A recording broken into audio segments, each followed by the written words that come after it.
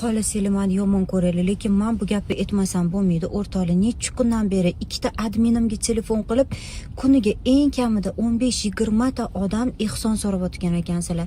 Adminlarning nomeri reklama va hamkorlik masalasi uchun qo'yilgan. Baraka topkurlar.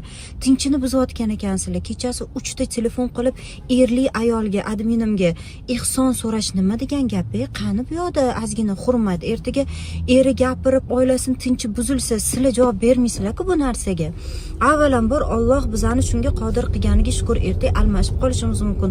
Alloh o'zi asrasin. Lekin har bitta odam o'zi uchun topganda, sizlar tasavvur ham qila olmaysizlar. Butun O'zbekiston bo'yicha qancha muhtoj oilalar bor. Даже telefon ishlatishmaydi.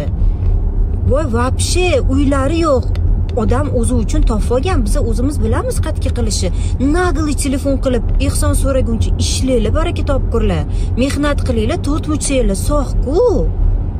Meni ham direktimga ishonasizlarmi, kuniga 15-20 talab odamlar yozishadi-da. Men yordam bergim keladi, lekin bezillab qolganman-da. Ajrata olmay qolganmiz. Hozir haqiqiy muhtoj kim, moshennik kim, yolg'onchi kim bilmay qolganmiz. Kim meni oldindan kuzatib yurgan bo'lsa biladi. Bitta bolachani shu o'limdan asrab qolamiz deb rosa harakat qilganmiz. Bizda o'rtoqlarim olib borib videolar olib, rosa istoriyalarga qo'yib harakat qilganmiz. Baribir ani bolacha vafot etgan. Keyin bilsak, больница ham, dorilar, operatsiya hamma narsa tekin bo'lgan davlat tomonidan-da.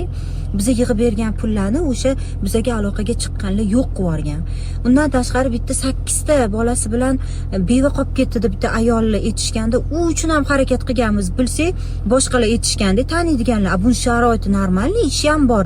Surishtirsak, kobalti ham bor ekan bu ayollar. O'zi bilmay qolganmiz kimga ishonishi. Bizani ham to'g'ri tushuninglar. Ko'rib bilgan odamlarimizga Alloh qodir qilgani qadar yordam beryapmiz. Unaqa yozib tashamay